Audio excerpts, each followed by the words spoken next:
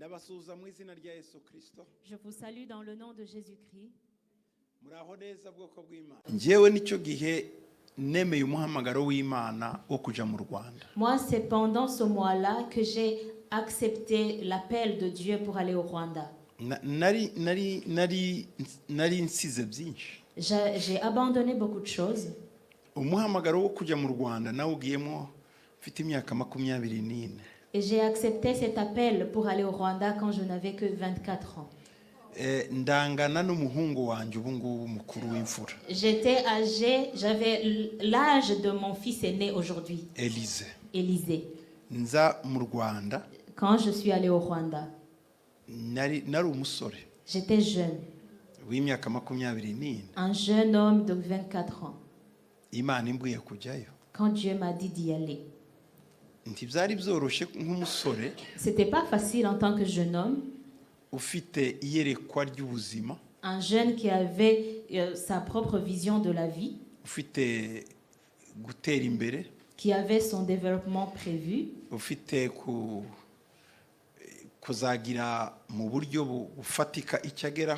qui voulait arriver à quelque chose de tangible. Et c'est là que Dieu m'a tiré.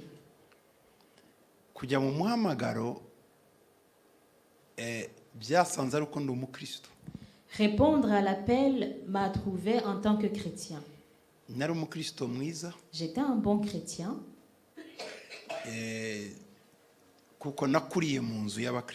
Parce que j'ai grandi dans une maison des chrétiens. J'ai été élevé de façon chrétienne. Ariko uretse kurerwa mu buryo bwa gikristo nanarezwe mu buryo bwa discipline nyinshi cyane. Mis à part l'éducation chrétienne que j'ai reçue, j'ai aussi été élevé dans une discipline très carrée. Ubundi abana babucura ndi bucura mwacu. Vous savez, normalement les derniers nés, les cadets, moi je suis le cadet. Barabatetesha. Ils sont très gâtés. Ariko nje sinatese. Moi on m'a jamais gâté. Atari ko bashaka kuntetesha. Pas parce qu'ils ne voulaient pas me gâter, mais parce qu'ils voulaient me formater. Ils voulaient que je ne sois pas un enfant gâté.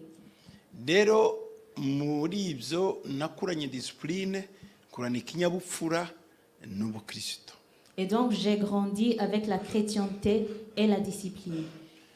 Mu bintu byari byarangoye kumva mu bakristo nari ntaramenya impamvu abakristo bishushanya. Nasobanuye ko hari aspect imwe ya discipline batahawe cyangwa aspect y'uburere bituma nakira umukristo wese ukwari. Parmi les choses qui me passaient par-dessus la tête que je n'arrivais pas à comprendre, c'était la prétention au milieu des chrétiens. Je ne pouvais pas comprendre comment on pouvait être chrétien et prétendre à être quelqu'un d'autre. Et j'ai compris que c'est parce qu'il y a un aspect de discipline qu'ils n'ont pas reçu quand ils étaient enfants. Et ça m'a appris à recevoir tout chrétien comme il est.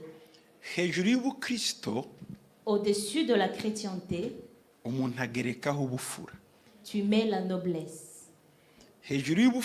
Au-dessus de la noblesse du cœur, tu mets la discipline. Quand tu as seulement la chrétienté, sans la noblesse ou l'intégrité, sans la discipline, et au-dessus de ça, tu n'as pas été bien élevé. Éducation de base. Tu n'as pas l'éducation de base. Tu deviens un chrétien qui est comme une pierre d'achoppement pour les autres. Et tu fais toujours à ce que les gens se questionnent continuellement et tu fais tomber les gens. Tu deviens chrétien, tu es né de nouveau, mais les petites histoires des quartiers, tu n'abandonnes pas. Est-ce que vous savez des gens qui ont fréquenté les quartiers chauds? Même si, et observez-les bien, les gens qui viennent des quartiers chauds. Ils ne sont pas païens. Ils aiment Jésus. Ils pleurent même quand ils lèvent les mains. rwose ubona bari genuine kandi niko baba bameze. Tu penses qu'ils sont vraiment... No, niko baba bameze Ils muri sont vraiment généreux, ils sont vraiment sans arrière-pensée en eux. akonekita n'Imana akarira rwose Ils ukabona ararize. connectent avec Dieu, ils pleurent. Iyo amanutse gato Mais quand ils quittent cet endroit-là, akubwira akajambo ugasigara wibaza uwamanitse amaboko n'ukubwiye n'abantu babiri batandukanye nk'ijuru n'isi. ils te lâchent une parole et tu te demandes la différence entre la personne qui levait les mains en pleurant et la personne qui vient de te dire cette parole. C'est deux personnes différentes comme le ciel et la terre. Namwe mwarababonye abo? Est-ce que vous avez déjà vu de telles personnes? Mwarababonye? Vous avez vu déjà de telles cyangwa personnes? natwe turibo? Ou alors nous Kuko hari ukubabona no kuba we. peut-être que nous faisons partie de ces gens-là parce qu'il y a les voir et être. Umuntu ashobora kubabona Tu peux les voir cyangwa se ukaba muri bo. et tu peux en être. Gusa ntawe umenya ko ari we, nicyo kibazo. Le problème, c'est que personne ne sait qu'il fait partie de telle personne. Ariko nanone hari uri honnête umenya ko akirimo arwana n'utuntu. Mais encore, il y a des personnes honnêtes qui reconnaissent qu'ils ont encore quelques griefs. Ararwana n'utugeso. Il y a encore des petites habitudes. Ibyo bibaho. Ça arrive. Rero iyi question cyangwa se iki kibazo cy'uburere. Et donc, cette question ou ce problème d'éducation de base, mu gusenga no gusoma no gushaka ubwenge bw'Imana naribaje se Mana umuntu yagira uburere akuze. Icyo ni ikibazo nagize igihe mbaza Imana, ndaza kubabwira icyo yansubije. dans mes prières, dans mes recherches et dans ma recherche de la face de Dieu, je me suis demandé, est-ce que quelqu'un peut recevoir une nouvelle éducation ou d'autres bases d'éducation étant adulte? Je vous dirai ce que l'Éternel m'a dit. Imana yarambwiye ngo Dieu m'a dit, ngo iyo umuntu yarase yatakaje education muri famille ngo ariko agahura n'itorero ryiza ryigisha ijambo ry'Imana akemera kurikurikiza ngo yongera kurerwa. Dieu m'a dit, quand quelqu'un a raté l'éducation de base familiale, mais que cette personne rencontre une bonne église qui enseigne la parole authentique de Dieu, cette personne peut recevoir une nouvelle éducation. Aho Imana imbwira ibintu bibiri. Et là, Dieu m'a dit deux choses. Uruhare rw'umwigisha n'uruhare rw'umwigishwa. Le rôle du mentor et le rôle du disciple. Uruhare rwa pasteur n'uruhare rw'umukristo. Le rôle du chrétien et le rôle du pasteur. Icyambere yambuye ku ruhare rw'umushumba nkatwe. Premièrement, il m'a parlé du rôle d'un pasteur comme moi. Yambwira ngo umuntu atanga icyo afite. Il m'a dit, on ne donne que ce que l'on a. Iyo utari umunyakuri Si tu n'es pas quelqu'un qui aime la vérité, qui dit la vérité, ntiwatanga ukuri. tu ne peux pas donner la vérité. Iyo utagira discipline Si tu n'es pas quelqu'un de discipliné, ntiwatanga discipline. tu ne donneras pas la discipline. Iyo udakiranuka Si tu n'es pas juste et droit, nubwo wabwiriza gukiranuka même si tu prêches sur la droiture, nta impact bigira ku ça bantu. n'aura aucun impact sur l'assemblée. Kubera ko nawe udakiranuka. Parce que toi-même, tu n'es pas droit, tu n'es pas juste. Nasomye ibitabo J'ai lu les livres. ngwa ku gitabo cy'umugabo bita Mahatma Gandhi Eh. kuko narimo nshakisha kumenya abantu bari bafite ibintu by'ubunyangamugayo kandi badakijwe byagenze gute. Et je suis tombée sur le livre d'un homme appelé Mahatma Gandhi. Et parce que je cherchais les gens qui ont pu vivre dans l'intégrité en n'étant pas chrétiens, comment cela est venu. Donc ngiye nasoma ibitabo by'abakristo abatarize kristo ayandi madini ibintu byose nkora icyo bita ngo ni religion compare kugenda nkompara amadini atandukanye kuko ndetse n'abafilosofe batandukanye. J'ai lu des livres qui ont été écrits par des chrétiens, des non-chrétiens, des païens, des autres religions et des philosophes pour faire ce qu'on appelle une religion comparée. Noneho muri ibyo bitabo ngwa ku gitabo cya Mahatma Gandhi. Et c'est comme ça que je suis tombée sur le livre de Mahatma Gandhi. Mahatma Gandhi Mahatma Gandhi yabaga mu idini ry'abahindu. faisait partie de la religion hindouiste. Ni nkawe se w'ubuhindi. C'est comme si c'était le père fondateur de l'Inde. Igihe abongereza bafashe ubuhinde Quand les Anglais ont capturé ou ont colonisé l'Inde, Mahatma Gandhi yabaye mu bantu bashatse ubwigenge bw'Ubuhinde. Mahatma Gandhi est parmi les précurseurs de la révolution ou de l'indépendance de l'Inde. Mahatma Gandhi yari umuhindu ukurikiza imihango y'idini ry'igihindu. Mahatma Gandhi était un hindouiste convaincu et droit. Ni naho bamuhera iryo zina Mahatma. Mahatma no kuvuga ngo ni umuntu piye, ni umuntu w'ukuri, reka tubyite mu rurimi rwa giprotesita cyangwa gikirisito, ni umutagatifu. Mahatma bisobanura umutagatifu. Mahatma veut dire saint parce qu'il était quelqu'un de très pieux. Hanyuma nza gusoma ahantu Mahatma kubera ko bamukundaga banamwizera, umudamu yamuzariye umwana we. Et à un certain moment, j'ai lu un passage où une femme lui a apporté un enfant parce que Mahatma était aimé et respecté. Bari bazi ngo ndamukoraho, il pensait que s'il touche l'enfant, umwana arahinduka. L'enfant va changer. Bamwemeraga nk'umuntu ufite imbaraga zindi kandi w'umutagatifu ariko mu idini rya gihindu. Parce qu'il était considéré comme un saint et comme quelqu'un qui a une force extraordinaire dans sa religion hindoue. Umudamu abwira Mahatma, la dame a dit à Mahatma, umwana wanjye arya isukari bikabije. Mon enfant aime trop le sucre. Rero mfite ubwoba ko izamurwaza. Et j'ai peur que ça le rende malade. Ati none umwana wanjye. Et maintenant mon enfant, mutagatifu Gandhi, Mahatma Gandhi, Saint Mahatma Gandhi, mfashiriza umwana. Aide mon enfant. Mahatma abwira umudamu, Mahatma a dit à cette dame, ngusubireyo. Rentre chez toi. Uzagaruke nyuma y'ibyumweru bitatu. Et reviens après 3 semaines. Umudamu yaravuye kure cyane. La dame venait de très loin. Kandi akenshi bagendaga n'amaguru. Et souvent il marchait à pied. Ahantu warara mu nzira rimwe kabiri kugira ngo uzagere iwawe. C'était un voyage de 1 ou 2 ou 3 jours pour arriver. Madame asubirana n'umwana. La dame est retournée avec son enfant. Nyuma y'ibyumweru bitatu aragaruka. Après 3 semaines, elle est revenue. Ndaje kuri yaranda. Elle a dit, je reviens au rendez-vous.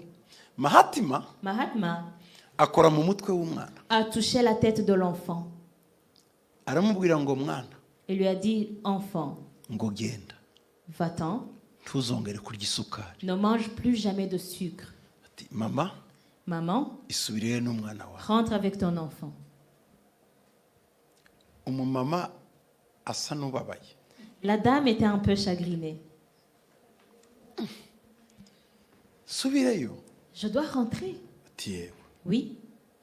None se kuki utambwiye wa munsi? Pourquoi tu ne me l'as pas dit l'autre fois? Je pensais que tu allais faire des choses et d'autres.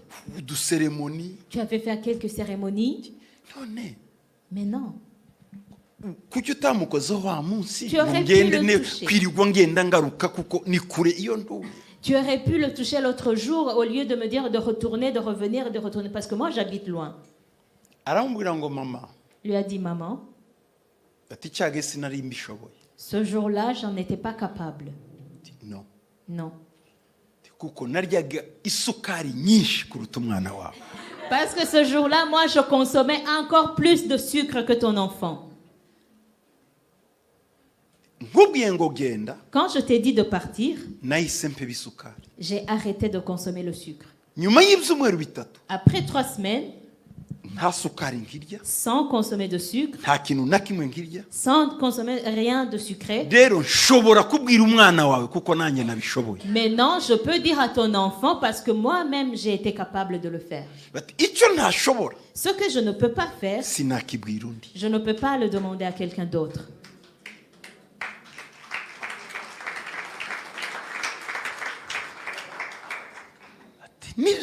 C'est vrai. La dame était contente.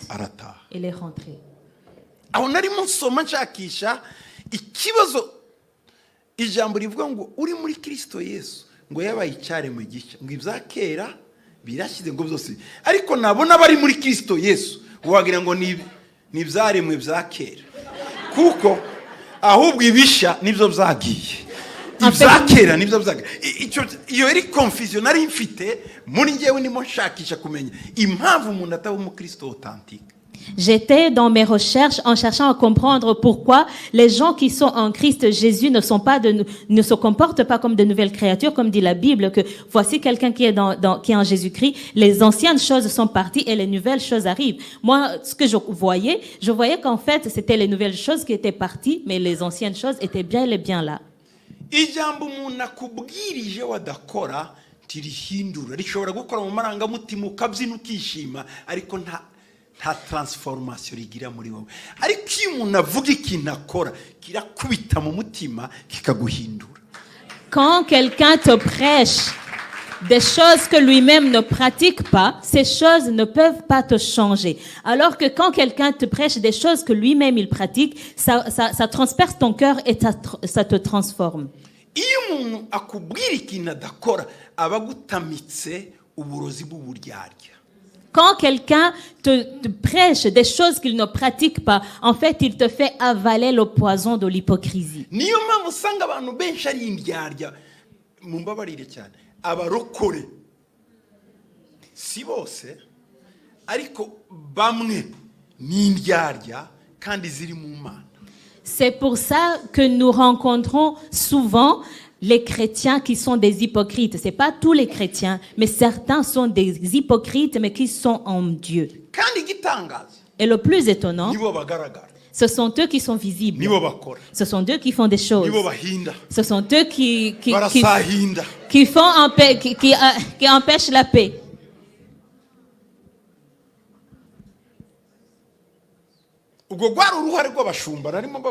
Ça, c'était le rôle des pasteurs. Je vous parle des deux rôles. Soma ibitabo no gukurikira ubuzima bw'abantu babiri babayeho muri Amerika babaye ngo mu gihe kimwe bakora imirimo imwe umwe ari mu majyaruguru undi ari mu majyepfo. Et j'ai lu sur la vie de deux personnes qui ont bien vécu aux États-Unis. L'une vivait au nord, l'autre vivait au sud. Dans le sud, il y avait un homme noir qui s'appelait Martin Luther King. Et dans le nord, il y avait un autre homme noir qui s'appelait Malcolm X. Martin Luther King yari umupasiteri. Martin Luther King était un pasteur dans l'église protestante. Il se battait pour l'indépendance de l'homme noir aux États-Unis. Mais Malcolm X, il était aussi noir. Il se battait aussi pour l'indépendance des Noirs, mais il était musulman.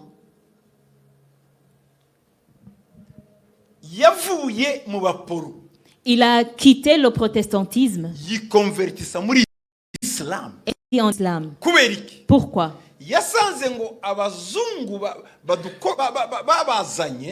Il a considéré que les Blancs qui ont acheté des esclaves, c'étaient des chrétiens. Les choses qu'ils leur ont fait, de terribles choses, ils l'ont fait en tant que chrétiens. Ils lisaient même la Bible. Et ils utilisaient les versets bibliques dans leur esclavage pour qu'ils puissent oppresser les Noirs. Et Malcolm X a grandi dans une maison de chrétiens. Mais quand il a vu cette injustice, il s'est dit, Dieu est bon. Mais je vais voir chez les musulmans. Il est allé en Égypte et il a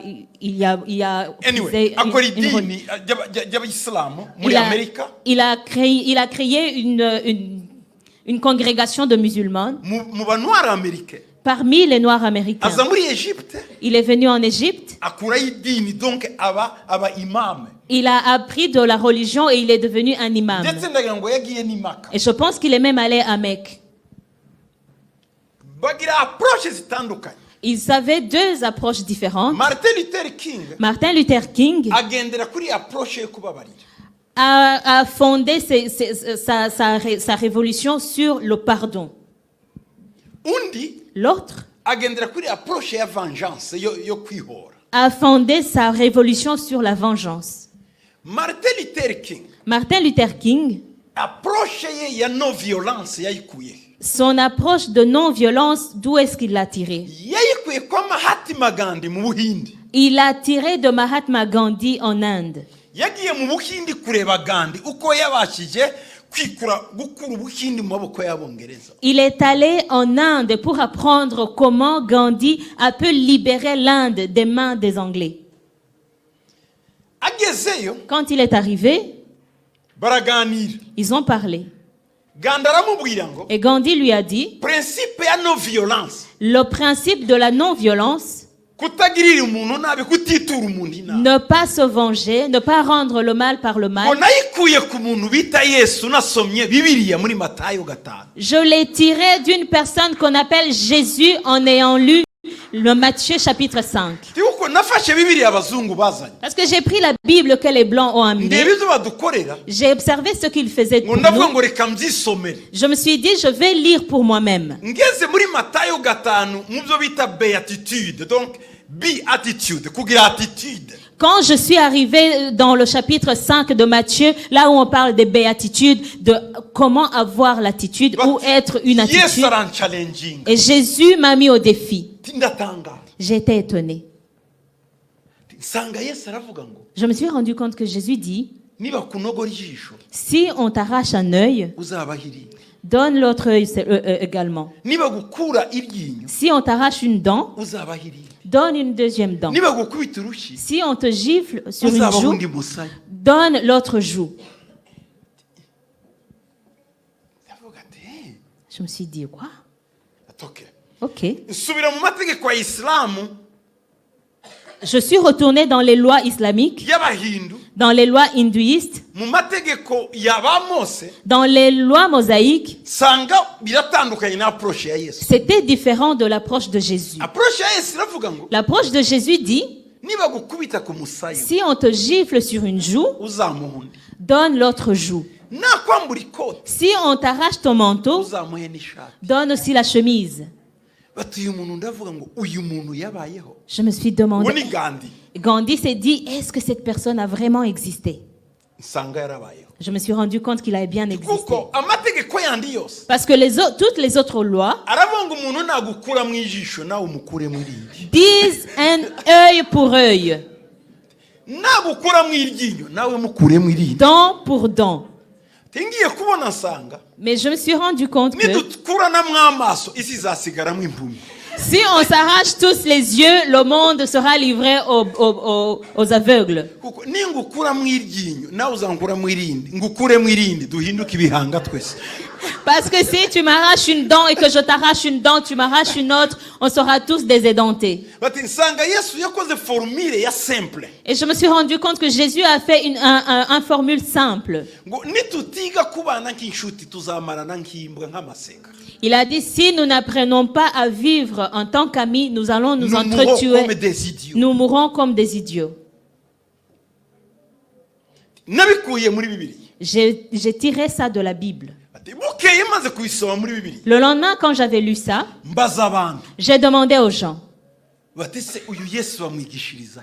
où est-ce qu'on enseigne ce Jésus-là? Kuko nasoma ibitabo bya Confucius. Parce que j'ai lu les livres de Confucius, Abafilozofe bakomeye babayeho. j'ai lu différents grands philosophes Nari qui ont narabona existé, umuntu w'umunyabwenge nk'uyu Yesu. mais j'avais jamais vu quelqu'un d'aussi intelligent et sage comme Jésus. Ngo bamwereka urusengero bati hariya hari church. On lui a montré une église, on lui a dit, là-bas, il y a une église. Ati kandi basenga ku cyumweru. Et il prie le dimanche. Ndambara. Je me suis bien apprêtée. Ndoga. Je me suis lavée. Uwo munsi Ce jour-là, nari niyemeje kuba umurokore. j'avais décidé d'être chrétien. Ngezeyo Quand je suis arrivée, ati nsanga itorero ririmo ibice bibiri. j'ai vu qu'il y avait deux parties dans l'église. Hari abapasiteri babiri. Il y avait deux pasteurs. Uwo munsi barimo bapfa amaturo. Et ce jour-là, ils se battaient pour les offrandes. Iki gice kimwe kigafata intebe kigakubita bariya bahariye. La partie prenait des chaises et lançait sur l'autre partie. Abashigikiye pasiteri A Ceux qui soutiennent le pasteur A n'abashigikiye pasiteri B. et la partie du pasteur B. igice cya pasiteri A kigakubita abapasiteri B. Et la partie du pasteur A battait la partie du pasteur B. Nari umushyitsi uwo munsi. J'étais visiteur ce jour-là. Nari niyemeje kwakira Yesu. J'avais décidé de recevoir Jésus. Mbonye uko bakubitana. Mais quand j'ai vu comment ils Nibuka s'entrebattaient, metode y'iryinyo ku ryinyo, ijisho ku jisho. je me suis souvenu de la loi de l'œil pour œil, dent pour dent. Ndavuga Je me suis dit, aba bantu basoma cya gitabo nsoma. est-ce que ces gens ont bien lu le même livre que celui que j'ai lu? Ndetse kubitirirwa Kristo bakavuga ko ari abakristo bakurikiza ibya Kristo.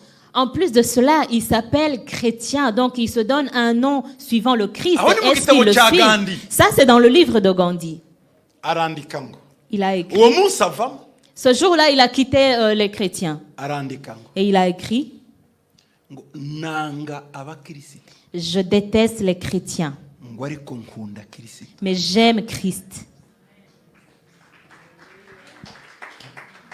Nanga abakristo. Je déteste les chrétiens, Ngo ariko nkunda Kristo. mais j'aime Christ. Reka mabwire ikintu twahomba. Je vais vous dire quelque chose qui nous a échappé. Uyu munsi Aujourd'hui, ende uyu munsi niyo ifite population nyinshi ku isi kurusha Ubushinwa.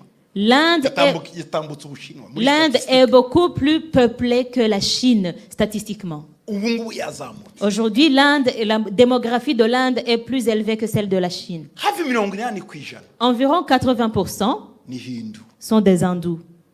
Abandi ni abisilamu bake.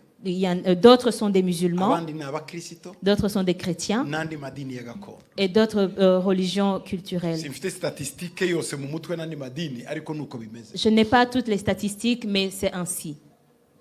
Iyo Mahatma Gandhi Si Mahatma Gandhi uwo munsi akizwa, s'était converti en chrétienté ce jour-là, uyu munsi Ubuhindi aujourd'hui l'Inde nibwo baba bafite abakristo benshi ku isi.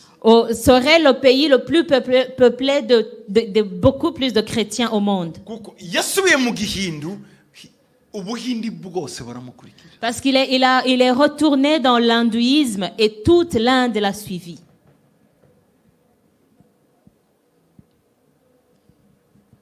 Muranyumva bwoko bw'Imana. Est-ce que vous me comprenez, peuple de Dieu? Kristo ni mwiza ariko umuntu niwe mubi. Christ est bon, mais l'homme est mauvais. Mahatma Gandhi Mahatma Gandhi yigisha Martin Luther a enseigné Martin Luther. amubwira kora méthode ya non violence. Il lui a recommandé de faire la méthode de non-violence. Nuko arazatangira guforma abana abasore muri Etats-Unis kwihanganira ibyo abazungu babakorera. C'est comme ça qu'il a commencé à former les jeunes Américains à prendre patience dans les choses qu'ils subissaient des Ariko Blancs. mu majyaruguru Mais dans le Nord, Malcolm X Malcolm X, waravuga ati no, lui, il a dit non. atangira kwigisha abana b'abirabura kwirwanaho, boxe, karate, nimuhura nabo bakubise ukubite nawe.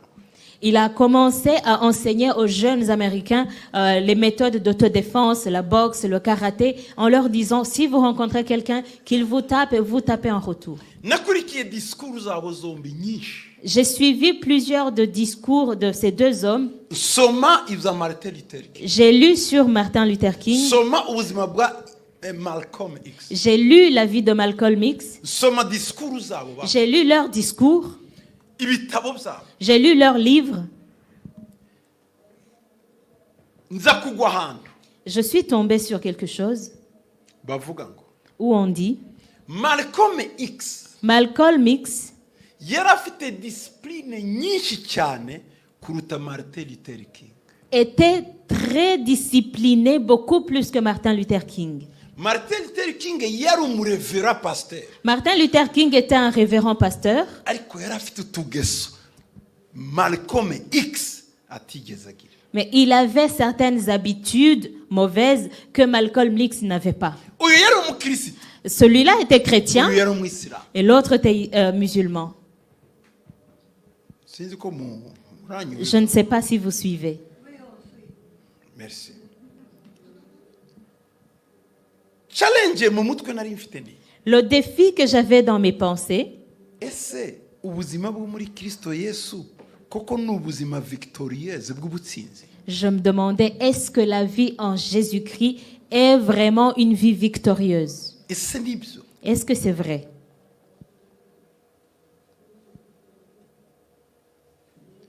Muri uko gusoma nanone Dans ma lecture, ngenda ngompara ubuzima bw'abantu ba kera nabo, en comparant la vie des gens d'ancienne époque et des gens de cette époque-là, abafilozofe nk'aba Socrate des philosophes comme Socrate, bari inyangamugayo muri Athènes yari corrompue. qui étaient intègres dans une ville qui était complètement corrompue comme Athènes. Socrate yari ameze nka ba Daniyeli igihe cy'i Babylone. Socrate était comme Daniel au temps de Babylone. Yari umunyakuri Il était véridique, wigisha abantu qui enseignait les gens uburyo bwo gukiranuka sur l'intégrité. mu isi ya kera y'abanyatenayi Dans le monde ancien des Athéniens, b'abanyabyaha hejuru y'ibyaha, qui étaient pécheurs plus que le péché, bari corrompus mu buryo bwa morale, qui étaient complètement corrompus moralement. ariko agendera mu gukiranuka. Mais il a marché dans l'intégrité. Ntiyari azi Yesu. Il ne connaissait pas Jésus. Aho niho navuze uburere bwo mu nzu y'Imana, uburere bw'aho tuvuka, discipline. C'est là que j'ai parlé de l'éducation familiale, l'éducation de l'Église et la discipline. Imana imbwira rero uruhare rwacu twebwe abashumba. Et Dieu m'a parlé sur notre rôle en tant que pasteur. Umushumba si marayika, Le pasteur n'est pas un ange. umushumba si Imana, Le pasteur n'est pas Dieu. ariko ni umuntu ugerageza kuba modeli kugira ngo abamwigiraho nibura bagere kuri nivo yabagezeho. Ariko niba abubwiriza bari kuri nivo iri hejuru yawe, ugomba guhindura akaba aribo bayobora bawe ukicara. Mais c'est quelqu'un qui essaye d'être un bon modèle pour que les gens qu'il dirige, les gens qu'il prêche, prennent l'exemple sur lui. Mais si lui, il est en dessous de des personnes qu'il dirige, c'est lui qui devrait s'asseoir pour que les autres prêchent. Bibiliya iravuga ngo La Bible dit, ngo twese twatakaje icyubahiro cy'Imana turamanuka gato. nous avons tous perdu la gloire de Dieu et nous sommes descendus. Hari standard Kristo yifuza ko tugeraho. Il y a un standard que Christ voudrait qu'on atteigne. Kuko hari ahantu twese twamanutse. Parce qu'il y a un certain endroit où nous sommes tous descendus d'un niveau. Mu buryo tugerageza kuzamuka muri ya standard. De façon que nous essayons de monter pour atteindre le standard. Iyo standard tuzamukamo. Et ce standard que nous essayons Jewe uri d'atteindre, mu kwigisha. moi qui prêche, Nakagombye kuba nkurusha gatoya. je devrais au moins avoir un niveau plus que toi.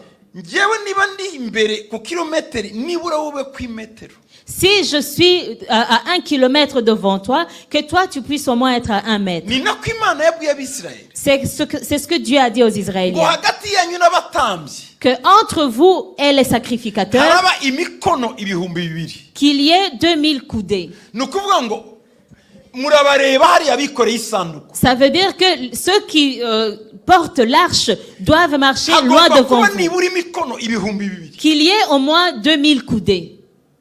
Ariko niba muresha muri kumwe Mais si vous êtes au même niveau, ntacyo muzabagezaho. vous n'allez pas leur apprendre quelque chose. Umuntu ukugeza ku kintu nuwakurushije icyo kintu. Quelqu'un qui peut t'apprendre quelque chose, c'est quelqu'un qui a plus que toi. Tiwajya kubaza umucuruzi wahombye ngo nakubwira uko bunguka. Tu peux pas aller demander à quelqu'un qui a fait faillite dans son commerce de t'apprendre comment on fait du profit. Ngo mbera mentor. Tu peux être mon mentor. Wafata umumentor wahombye. Est-ce que tu vas prendre un mentor de quelqu'un qui est tombé en Cyangwa faillite? ufata umumentor uri muri six business zirimo. Ou alors tu vas prendre le mentor qui a du succès dans son business. Exactement niko no mu Bukristo bimera. C'est exactement le cas dans la chrétienté. Umumentor wawe, Ton mentor, umuntu ukwigisha, quelqu'un qui t'enseigne, agomba kuba afite gukiranuka kuruta ukwawe. doit être beaucoup plus intègre que toi. Agomba kuba afite icyo akurusha mu mwuka. Doit avoir quelque chose de plus que toi en esprit. Nawe niba wemera kuba munsi y'umuntu, Et toi, si tu acceptes d'être sous les ugomba directives kuba de quelqu'un, munsi y'umuntu ukurusha gukiranuka. sois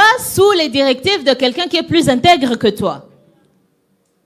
imana ishimwe cyane Gloire à Dieu. niba uyoboye departema Si tu diriges un département, ugomba gukiranuka kuba ufite level isumba ba bandi uyoboye. tu dois avoir un niveau supérieur de ceux que tu diriges. niba ndi umukuru ku rugero rwa protocole Par exemple, si je dirige le protocole, abandi ba protocole nyoboye les autres protocoles que je dirige, ngomba kubabera modere mu buryo je dois être un modèle de façon que nzinduka kare j'arrive à l'heure bagasanga nageze kare. pour qu'ils arrivent quand je suis déjà là. niba ari nge chef wabo Si je suis leur chef, ngomba gukora mu buryo batangazwa na excellence ndimo. je dois être tellement excellent dans mon travail de façon qu'ils s'étonnent même. niba nshinzwe amasengesho Si je suis chargé d'intercession, ngomba kuba disponible mu masengesho je dois être disponible dans l'intercession mu buryo abantu bambona pour que les gens me voient, kugira ngo banyigireho. pour qu'ils apprennent de moi. niba nshinzwe musique Si je suis chargé de musique, ngomba kuba ponctuel muri musique. je dois être ponctuel dans ma musique abandi bagomba parce kuhansanga que les gens doivent me trouver là. kuruta uko njyewe mbasanga. Beaucoup plus que moi, j'arrive après eux. imana ishimwe cyane. Gloire à Dieu. ubwo buryo rero De cette façon, ngo butuma tubasha kugira impact mu buzima bw'abantu. Nous a- nababwira njye rero iby'imana yambwiye nyuma yo gusoma ibyo bitabo byinshi nkompara ubuzima bw'abantu niho imana yambwiye ngo twebwe duhagarariye abandi tugomba kugira nivo yo gukiranuka, nivo ya excellence, nivo y'ubukristo, nivo ya justice, nivo ya droiture iruta bariya tuyobora. c'est de cette façon-là que nous aurons l'impact dans la vie des gens que nous dirigeons. Et je vous dis ce que Dieu m'a dit. Il m'a dit, vous qui vous tenez devant les autres, vous devez avoir un niveau supérieur dans la droiture, dans la justice, dans la discipline et dans l'intégrité. ubwo ni uruhare rwanyu. Ça, c'est votre rôle. ngo hari n'uruhare rero rw'abakristo. Maintenant, il y a le rôle des chrétiens. abakristo niki bagomba gutozwa niba bashaka guhinduka. Qu'est-ce que les chrétiens doivent apprendre s'ils veulent changer? bagomba kwiga kumvira. Ils doivent apprendre à être obéissants. kuko ikigenga umunyeshuri wese ni ukumvira. Parce que le caractéristique d'un bon étudiant ou élève, c'est l'obéissance. kumvira. L'obéissance. njyewe ndi umunyeshuri Moi, je suis étudiant. ndiga Je suis étudiant, je suis aux études. mfite abandi twigana J'ai mes collègues dans mes classes. mfite abaprofeseri J'ai mes professeurs ndusha imyaka qui sont plus jeunes que moi. batoya kuri njye Ils sont plus jeunes que moi. ariko Mais iyo ambwiye ikintu quand il me dit quelque chose, ncyumva kabiri ngikora mpinda umushyitsi. il parle une fois, moi j'écoute deux fois et je le fais en tremblant. c'est mon professeur afite icyo ndafite. Parce que c'est mon professeur, il a ce que je n'ai pas. arimo aranyigisha icyo nshaka kumenya. Il est en train de m'apprendre ce que je veux comprendre et savoir. hari umuprofeseri twakomezanyije nawe mu myaka 4. Il y a un professeur qui m'a enseigné pendant 4 ans. ubu ndi mu mwaka wa 5 ari wo kurangiza. Aujourd'hui, je suis dans la 5e année qui est la dernière. mu mwaka wa 4 twarimo Quand on était en 4e, haje n'abandi banyeshuri. il y a eu, amashuri yacu barimo abantu bakeya cyane si benshi menshi. il y a eu d'autres étudiants. Dans nos classes, on n'est pas très nombreux. ariko tutakomezanyije bo nabo baje bavuye ahandi ariko bari muri iyo nivo. Ces élèves, ces étudiants n'ont pas continué avec nous. Ils venaient d'ailleurs, mais ils avaient le même niveau. atubaza ikibazo. Il nous a posé une question. ni ikibazo cy'ururimi rw'igiheburayo turimo twiga indimi classique ikiarameya ikiakadiya n'igiheburayo n'indimi zigoye za kera. C'est une question de langue dans les langues classiques de l'hébreu, les langues racines de l'hébreu que nous sommes en train d'apprendre, l'araméen et l'acadien. cyo muri Mesopotamie igihe cy'Abraham. C'est une langue de la Mésopotamie au temps d'Abraham. noneho abaza ikibazo Il a posé une question. kiratuyobera. On n'a pas arrivé à répondre. arambaza ngo iki kibazo spécifiquement ndakibaza Gitwaza. Il a dit, je pose cette question spécifiquement à Gitwaza. ndamubwira ati simfite clue donc ntacyo nzi. Je lui ai dit, j'en ai aucune idée. Akubita ibitabo hasi. Il a lâché ses livres par terre Arantombokera. et il m'a engueulé. Ngo narakwigishe mu wa kabiri. Je t'ai appris en deuxième. Ngo subira mu masilabisi yawe mu wa kabiri. Retourne dans tes syllabus de la deuxième année. Arancyaha ngo ko wacyaha uruhinja. Il m'a engueulé comme si j'étais un bébé. Nanjye numva meze nk'uruhinja. Et je me suis sentie comme un bébé. Kuko ndi imbere ya professeur. Parce que j'étais devant mon professeur. Ni umuhungu w'imyaka 43. C'est un jeune homme de 43 ans. Jefite 50. Moi, j'ai 50 ans. J'ai tremblé. Naratiti.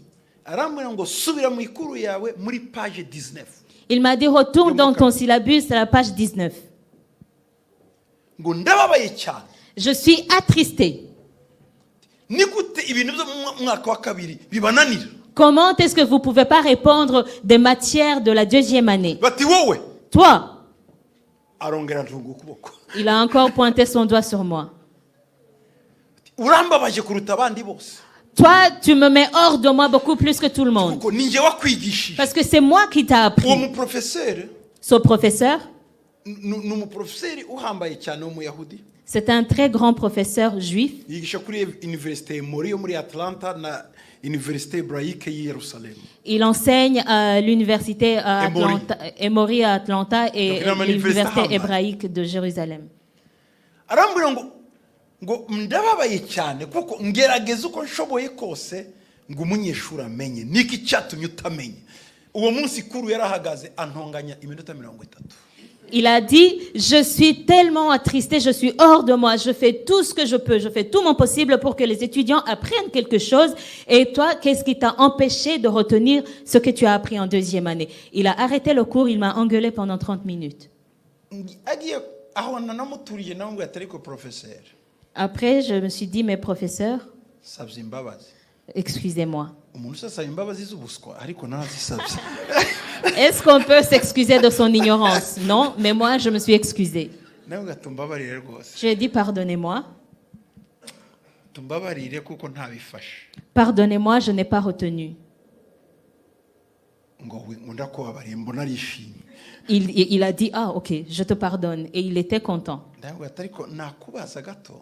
Mais je lui ai dit, est-ce que je peux vous poser une question? Bati Il a dit oui. ndavuga erega aba turimo twigana bose ni abayuda bazi igiheburayo. Ni njye ngenyine utazi igiheburayo. Je lui ai, Nibura bazi igiheburayo classique na ni moderne gifitanyeho n'imizi n'igiheburayo classique. Ni njye ngenyine muri abanyeshuri utazi igiheburayo cy'ururimi. je lui ai dit, moi, parmi tous mes collègues, je suis le seul qui n'est pas d'origine juive. Moi, je ne parle pas hébreu couramment. Eux, au moins, ils parlent l'hébreu courant. Kuko bo bavuga igiheburayo. Eux, ils parlent l'hébreu. Ngiye mbanza kwiga kugira ngo numve, nkiga kugira ngo menye, nkiga kugira ngo fate no kwiga concordance d'état y'igiheburayo. Aho niho twari turi. Moi, je dois apprendre pour comprendre, je dois apprendre pour parler, je dois apprendre pour écrire. Et là, on était en train d'apprendre sur la concordance des temps hébraïques. Abandi bo kwandika bava iburyo bajya ibumoso biroroshye. Ngiye no kubanza kubyiga. Les autres, depuis leur enfance, ils savent écrire de droite à gauche, alors que moi, j'ai dû apprendre de zéro. Ikindi amajambo menshi bo ni igiheburayo cyabo. En plus, les mots qu'on utilise, c'est les mots qui se trouvent dans l'hébreu au courant. Ndavuga ati ariko ngiye sura ururimi rwanjye. Je lui ai dit, moi, c'est pas ma langue maternelle. Aravuga ngo c'est vrai. Il a dit, ah, c'est vrai. Batuzi ko ari byo. Ah oui, c'est vrai. Batariko no. Mais non. Bati naraguforumye mu buryo utabiyoberwa. Je t'ai formé de façon que tu ne pouvais pas ignorer ça. Icyo nakoze ni Qu'est-ce que j'ai fait? ni ukumwubaha. C'est de l'obéir. Ndi mu mwaka wa nyuma wa gatanu. Je suis dans la dernière année, la 5e. Batubajije abaprofeseri duhitamo niwe nahise.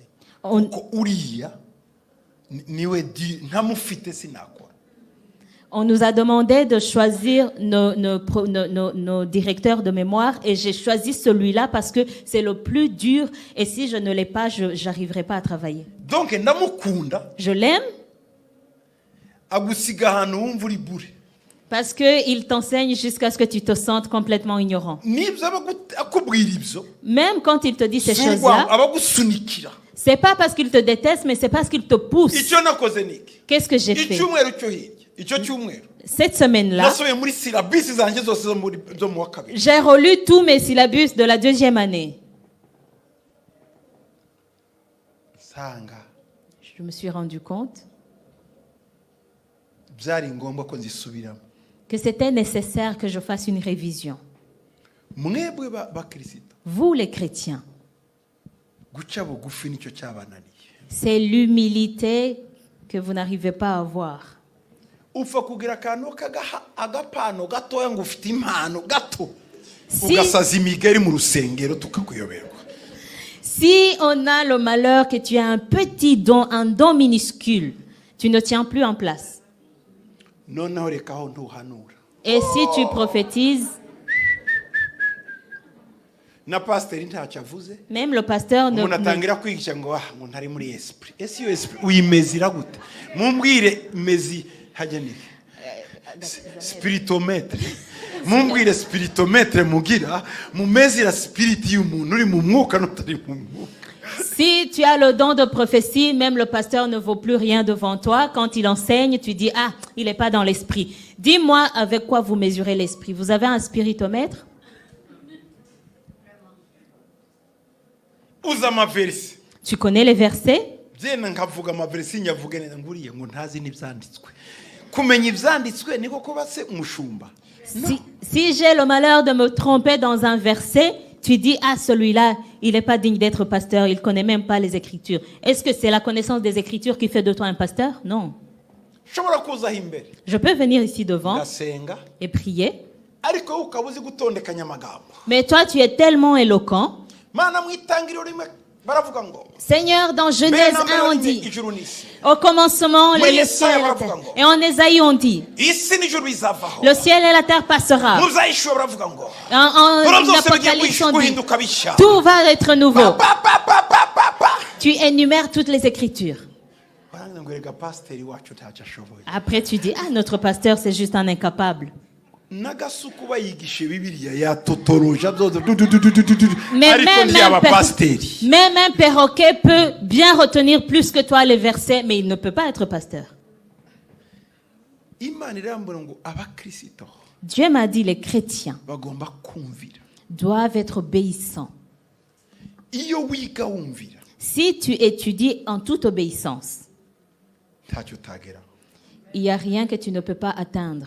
ucira bugufi umuntu Tu es humble devant quelqu'un, atari uko akuruta ariko ari uko imana yamushizaho pas parce que cette personne est mieux que toi, mais parce que c'est Dieu qui l'a placé là où il est. ariko iyo mutangira kutujija tukiraha imbere Me- nawe umugisha wawe urahagarara kuko ni njyewe nzira pasiteri niwe nzira imana icishamo imigisha ikugeraho. Mais vous, vous commencez à nous juger quand nous sommes même devant vous. Mais si tu me juges pendant que je te prêche, ta bénédiction est freinée. Parce que Dieu a choisi de passer ta bénédiction à travers le pasteur. umushumba Le pasteur, ni kanale imana icishamo imigisha yayo. c'est le canal par lequel Dieu fait passer les bénédictions. iyo wabimenye Si tu le sais, uraza kuvuga ngo mana tu viens, tu dis, Seigneur, ndaje kumvira. je viens pour être obéissant. nubwo wakumvira wakwicara munsi y'umuntu utekereza ko nta mavuta afite utekereza ko nta n'ugukiranuka kuruca ariko wowe ukicaraho amaherezo imana iguha umugisha. Même si tu choisis de te soumettre devant une personne à laquelle tu penses que cette personne n'est pas assez ouin ou cette personne n'est pas intègre plus que toi, mais parce que tu as choisi d'être obéissant et d'être soumis, Dieu va te bénir. rero imana imbwira uruhare rw'abakristo Alors Dieu m'a parlé du rôle des chrétiens, cyane cyane kuri obeyisance surtout sur l'obéissance. kumvira Être obéissant. kubaha. Être obéissant. icya kabiri Deuxièmement, imana yambwiye la deuxième chose que Dieu ku m'a dit bakristo sur les chrétiens, kugira ngo babashe kwinjira muri ruriya rwego ni ukwemera kurerwa. pour qu'ils puissent atteindre ce standard, c'est accepter d'être formé. bakakurera On te forme, on nk'uko t'éduque, umuntu arera umwana. comme on éduque un enfant. maze kubyumva ibi Quand j'ai compris cela, natangiye gusaba abakristo bacu j'ai commencé à demander à nos chrétiens, kabaza umuntu je demandais à quelqu'un, iwanyu akambwira background yiwawe dis-moi ton parcours personnel. akambwira Il me parlait, akambwira okay je disais ok. uremera ko ndi so Est-ce que tu acceptes que je suis ton père? yego Il dit oui. icyumweru gitaha La semaine prochaine, sinzakubona ku rusengero je ne vais pas te voir ici dans l'église, va dans l'intercession.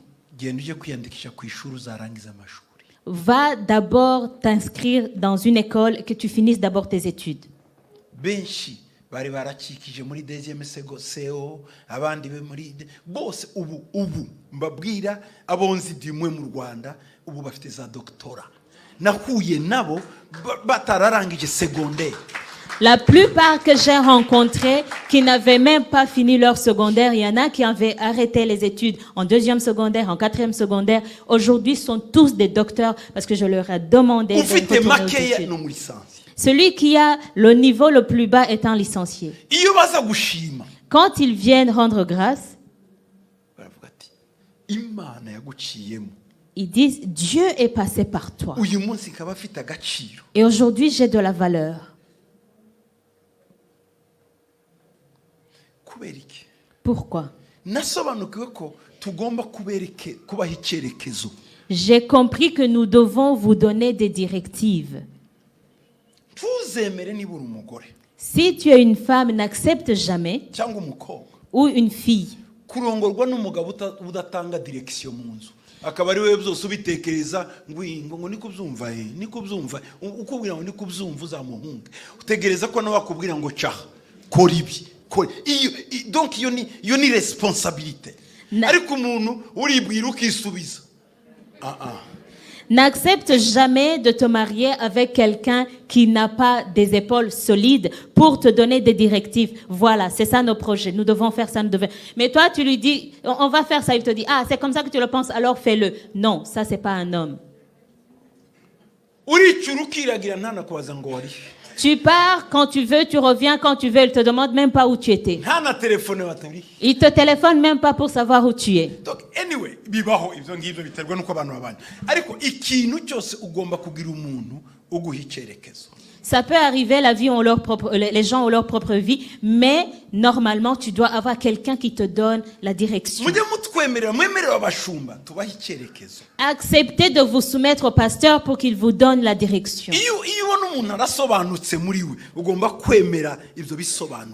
Si tu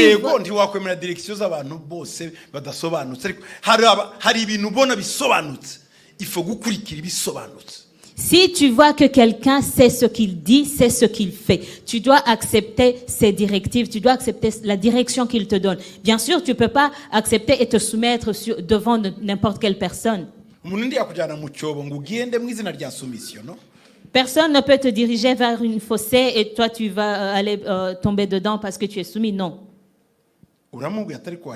Tu lui dis, mais il y a une fossée.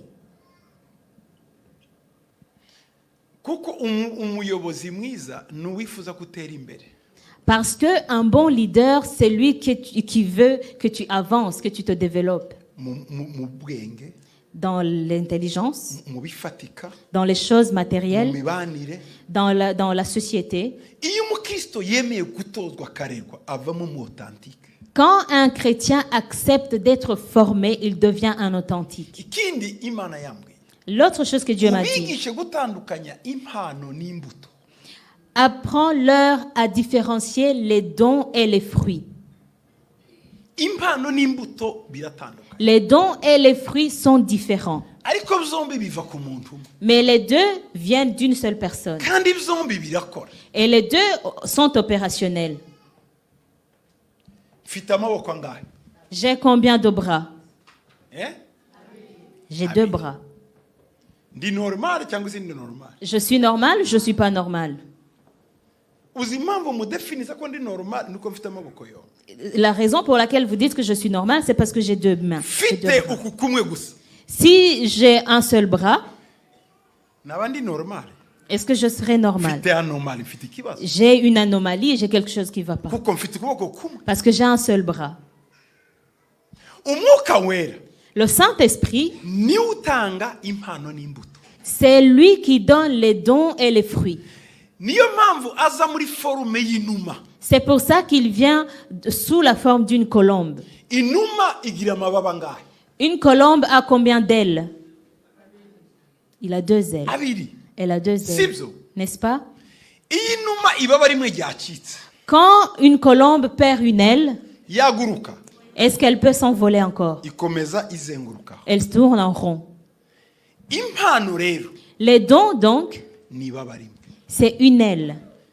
Imbuto Les fruits, ni irindi baba. c'est une autre aile. Aya mababa yombi, Ces 2 ailes, imbuto les fruits n'impano, et les dons, niyo atuma inuma iguruka. c'est ceux qui font que la colombe puisse s'envoler. Umukristo rero Un chrétien agomba kubonekaho impano, doit avoir les dons akabonekwaho imbuto. et doit porter des fruits.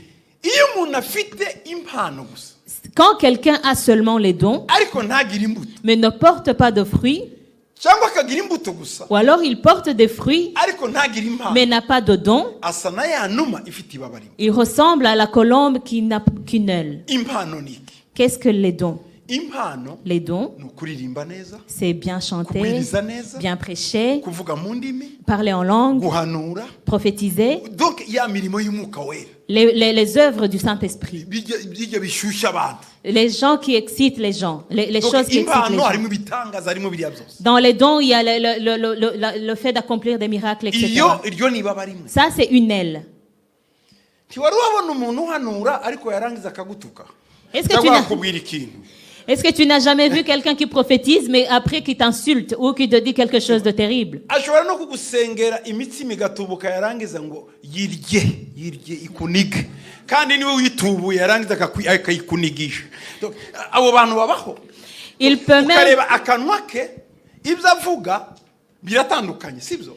il peut même prier pour la multiplication des pains et après il va te dire mange-les et étrangle-toi avec. Il vient de te donner à manger, mais il te recommande d'être étranglé avec. Mwarabibonye ibyo murabizi. Vous avez déjà vu ça? Umuntu akavuga munima akaririmbira Imana ariko wapi wareba imbuto zero, nta nakasi napa afite ka kabuto gato kurututu. Quelqu'un chante, parle en langue, mais quand tu observes des fruits, il n'a même pas un grain de sénévé. Mwarabibonye? Est-ce que vous avez déjà vu ça? Abo ntibagusitaza? Est-ce que ces gens-là ne sont pas une pierre d'achoppement pour toi? Yego. Si. Kubera iki? Pourquoi? Kugira ngo impano zifunctione neza, Pour que les dons fonctionnent comme il faut, zigomba kuba zifatanya n'imbuto. ils doivent être attachés aux fruits. Ngo benshi bazavuga Beaucoup diront, ngo twahanuye mu izina, nous avons prophétisé en ton nom. twirukanye abadayimoni mu izina ryawe. Nous avons chassé les démons en ton nom. Ngo ariko muzabamenyera kuki? Mais vous les connaîtrez par les fruits qu'ils portent. Impano Les dons bikorana n'imbuto. fonctionnent avec les fruits. Imbuto ni iki? Qu'est-ce que les fruits? Ni urukundo. C'est l'amour. Impano zose dukora Tous les dons que nous avons zigomba kuba zica mu kayungirizo kitwa urukundo. doivent passer par un filtre qui s'appelle l'amour. Umukristo utagira urukundo, Un chrétien qui n'a pas d'amour, nubwo yaba amanura inkuba n'imisozi bikagwa, même s'il fait trembler les montagnes, qu'il fait descendre la foudre, ntazana impact, ahubwo azana impression, ariko nta impacting. il ne fait qu'impressionner, mais il n'impacte pas. Impano ni iki? Qu'est-ce que les dons? En fait, impano ni ikintu uherewe ubuntu, sibyo?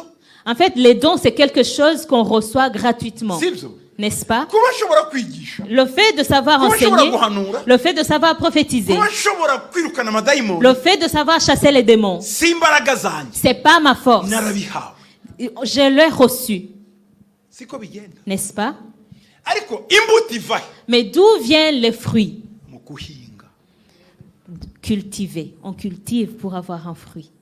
Imbuto rero Un fruit, ni ya discipline.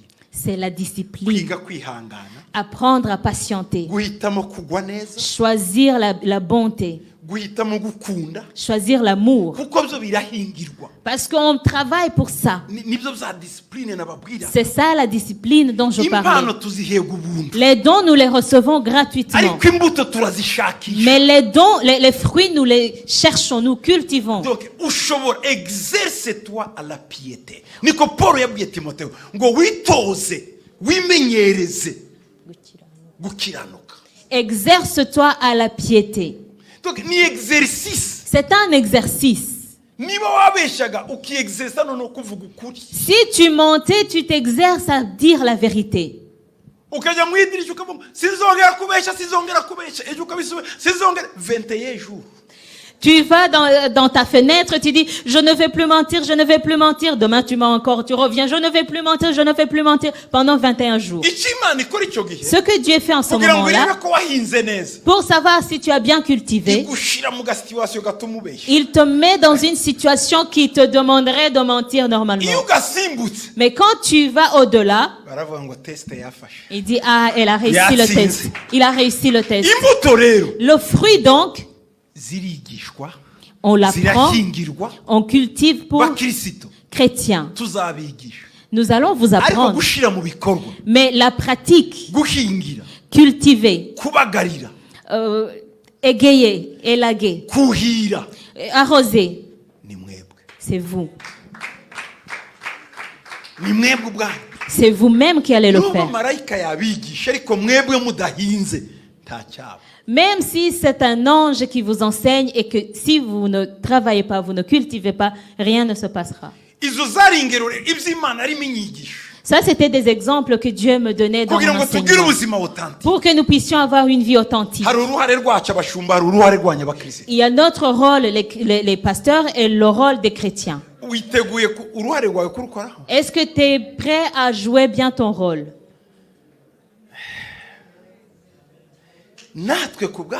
Nous, de notre côté, nous allons essayer de faire notre rôle. Et vous faites votre rôle. Et c'est à ce moment-là que nous allons construire une église forte. Une église authentique. Une église dynamique. Gloire à Jésus.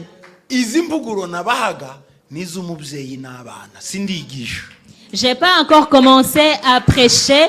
Je vous donnais juste une exhortation d'un père à ses enfants. Amen. Amen. Amen. Amen. Amen. Amen. Vous en avez marre? C'était l'exhortation d'un père à ses enfants. Ce que je dois enseigner se trouve dans le psaume 103. Je sais que vous en avez marre et vous avez faim. Mais je vais juste toucher un tout petit peu. Amen. Amen.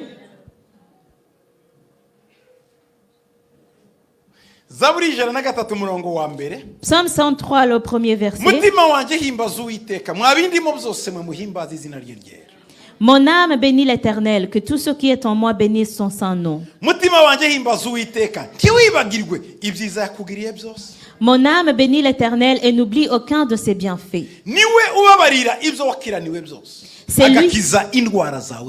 C'est lui qui pardonne toutes tes iniquités, qui guérit toutes tes maladies.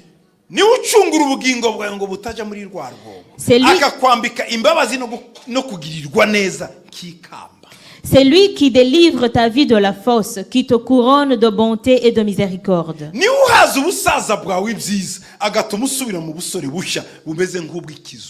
C'est lui qui te rassasie de bien ta vieillesse, qui te fait rajeunir comme l'aigle.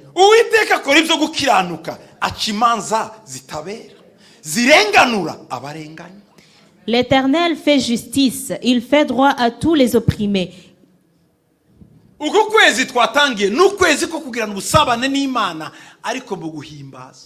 Le mois que nous avons commencé, c'est le mois de communion avec Dieu à travers la louange. Le mois d'octobre, twabaye mu kwezi ko kuramya no kugirana umusabane n'Imana biciye mu masengesho ari nako kwezi ko gushimira abashumba n'ababwiye. le mois d'octobre était le mois de communion avec Dieu par la prière et le mois aussi d'appréciation pour les pasteurs dont j'ai parlé. Ukwezi nemeye kureka gahunda zanjye zose ndi umwana mutoya ndi umujene w'imyaka 24 nkaza mu Rwanda kugira ngo ntangize umurimo w'Imana. Le mois où j'ai accepté d'abandonner tous mes plans de jeune homme de mon âge et j'ai accepté de venir au Rwanda pour planter le ministère. Kugira ngo ivy'Imana yavuze bizabe muri kiriya gihugu bizabe no kwisi yose. Pour que ce que Dieu a dit s'accomplisse sur ce pays et dans le monde entier. Kandi turashima Imana nk'umurimo ugeze. Et nous rendons grâce à Dieu de là où arrive le ministère Imana aujourd'hui. ishimwe cyane. Gloire à Dieu. Rero uko kwezi kwa 11 Et le mois de ni novembre, ukwezi ko guhimbaza Imana, c'est le mois de louer Dieu. ko gushima Imana, Le mois de rendre grâce à Dieu. ndagusabira ngo Je prie pour toi pour que wararize igihe gihagije tu as pleuré assez. noneho uzashime muri uku kwezi. Maintenant, rends grâce. Warababaye igihe gihagije Tu as souffert assez. uku kwezi kuzaba kw'amashimwe. Que ce mois soit un mois d'action de grâce. Wacishijwe bugufi bihagije Tu as été humilié assez. uku kwezi kuzaba ko gushima. Que ce mois soit un mois d'action de grâce. Warambuwe bihagije Tu as été dérobé uzaba assez. ukwezi ko kunguka nawe ushima. Que ce mois soit un mois de profit pour que toi aussi tu rendes grâce. Waranzwe bihagije Tu as été détesté assez. uzagire ukwezi ko kwakirwa nawe ushima Imana. Que ce mois te soit un mois d'acceptation. Waravuzwe bihagije On t'a calomnié assez. uzagire ukwezi ko gushimwa nawe. Que ce mois te soit un mois d'être reconnu. uku kwezi kwa 11 Ce mois de novembre, amateka yawe ahinduke. que ton histoire change. Amateka yawe Que ahinduke. ton histoire change. ubuzima bwawe Que buhinduke. ta vie change. Haleluya. Alléluia. Amashimwe azagaragare Que les louanges se manifestent. ndetse Et n'abaguteza ibibazo aribo bazavuga ngo yewe Imana yishimwe hejuru, ishimwe kandi ishirwe hejuru. que même tes ennemis, même ceux qui te mettent en trouble, louent ton Dieu. Mu mezi nk'ayo Dans les mois comme celui-ci, nicyo gihe abitwa ba Nebukadineza c'est les mois où les gens comme Nebuchadnezzar babaza abantu demandent aux gens, ngo mu itanuru twatayemo banga combien de gens avons-nous jetés dans la fournaise? ati ni batatu 3. atariko ndabona Mais j'en vois mu wakangahe 4. mu wakane ngo kandi arasa nande Et le 4e n'umwana w'Imana. ressemble au Fils de Dieu. Uwatanze ubuhamya bw'umwana w'Imana mu itanuru ninde n'uwabatayemo. Qui a témoigné de la présence du Fils de Dieu dans la fournaise? C'est lui qui a donné l'ordre de les jeter dedans. Abagutayemo Ceux qui t'ont jeté bazatanga dedans ubuhamya. vont témoigner pour toi. Abakubabaje Ceux qui t'ont fait du mal bazatanga ubuhamya. vont témoigner pour toi. Abifuje kukwica Ceux qui ont voulu te tuer bazatanga ubuhamya. vont témoigner pour toi. Abifuze kukwandagaza Ceux qui ont voulu te calomnier bazatanga ubuhamya. vont témoigner pour toi. Abagukuje mu kazi Ceux qui t'ont fait chasser de ton travail, bazatanga ubuhamya. ils vont témoigner pour toi. Hallelujah. Alléluia. Hallelujah. Alléluia. Hey! Alléluia. Vuga ngo ukwezi kw'amashimwe. Dis le mois de louange.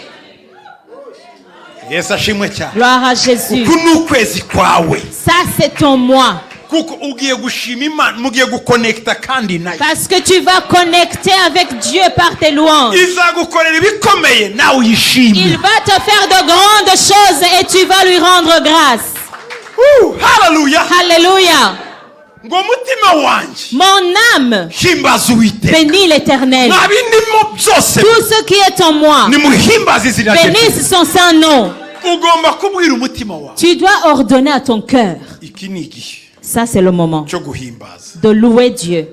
Hanyuma umutima uraza kukubwira ngo Et ton cœur va te dire, urahimbaza gute utarabyara. comment est-ce que tu vas louer le Seigneur? Tu n'as pas encore d'enfant. Burya umutima ugira amatiku. Le cœur est querelleux.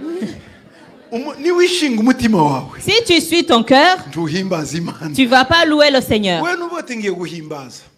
Toi, tu dis à ton cœur, je vais louer. Waretse abafite abagabo akaba aribo bahimbaza. Mais ton cœur va te dire, laisse les gens mariés louer. Niwishinga umutima Si tu suis ton cœur, ku kwezi kwa 11 urakurangiza ukiri wawe. tu vas arriver à la fin de ce mois étant la même personne. ugatereka ngoresha iri jambo da umutima wanjye himbaza Non, Uwiteka. dis-toi, je vais utiliser ce verset. Mon âme bénit l'Éternel. Urahita ukubwira ngo Ton cœur va te dire. ko abandi bayihimbaza kuri konti harimo ikintu wowe urahimbaza ute? Les autres louent parce qu'il y a quelque chose sur leur compte. Comment est-ce que toi tu vas louer? Ihangane. Patiente. Umutima igihe cyose ugenda upostponinga wigizayo guhimbaza kwawe. En fait, le cœur, ce qu'il fait, c'est de te faire ajourner tes louanges. Ihangane. Patiente un peu. Nugira udufaranga muri konti uzabone kujya hariya. Quand tu auras un peu d'argent sur ton compte, tu iras louer le Seigneur. Ati ihangane. Patiente un peu. Nawe wishanuka. Et il ne faut pas mettre les charrues avant les bœufs. Dore. Regarde, Imyaka ibaye itanu. ça fait 5 ans. Turabyara. Tu n'as pas encore conçu. Uraja hari imbere kuvuga. Tu vas aller devant pour dire quoi? Umutima wicaje abantu benshi guhimbaza Imana. Le cœur empêche beaucoup de gens de louer. Uyu mugoroba Ce soir, utahe rentre chez toi ubwira ngo et dis à ton cœur nubaka ntubaka nzashima. que je me marie, que je ne me marie pas, je vais louer.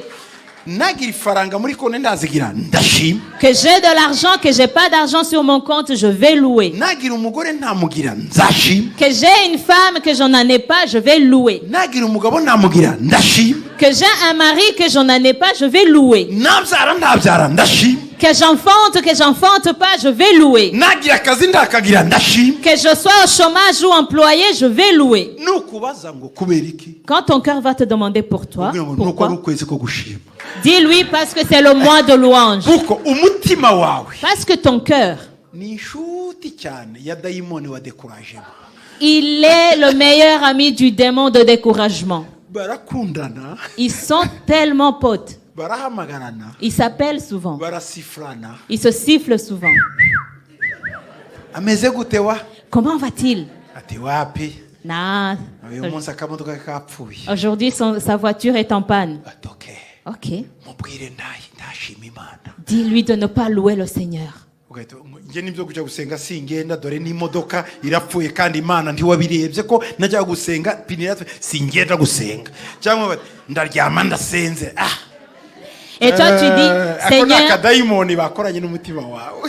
Seigneur, moi, je ne vais même plus à l'église. Pourquoi tu permets mon pneu de crever alors que tu savais très bien que j'allais à l'église? Ou alors tu dis, je vais même dormir sans prier. Ça, c'est ton cœur qui a collaboré avec un démon. Le cœur, Urakubwira ngo iryamire ntusenge.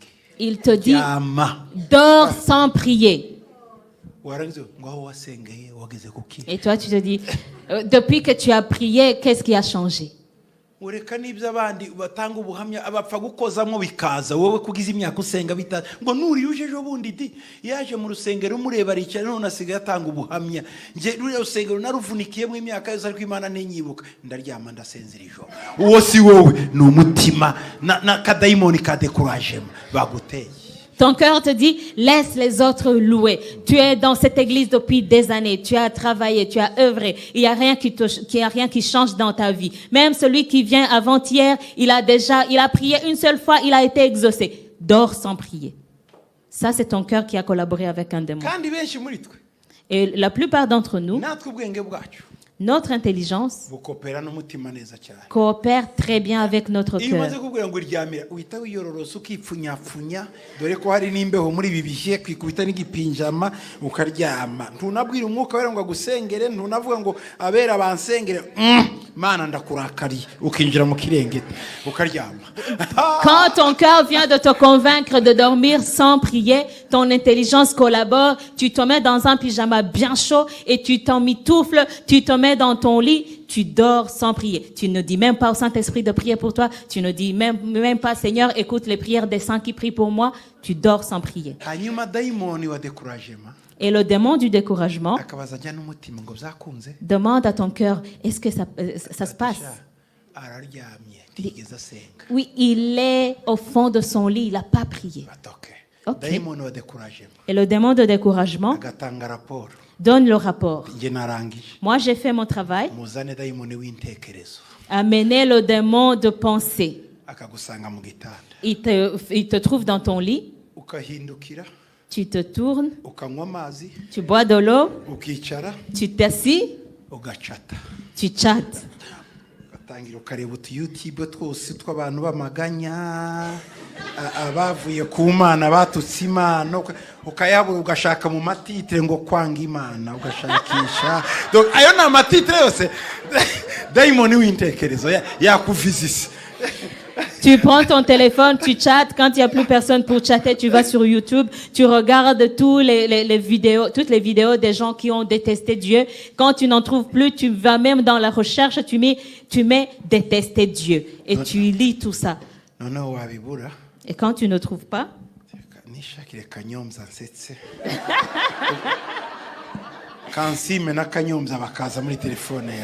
tu dis, je vais chercher Kanyombia et Kansime pour qu'elle me fasse rire. Tu ris avec Kanyombia. Après, t'en as marre. C'est 4 heures du matin. Et t'es allé dans ton lit à 21h. Tu commences à avoir mal à la tête.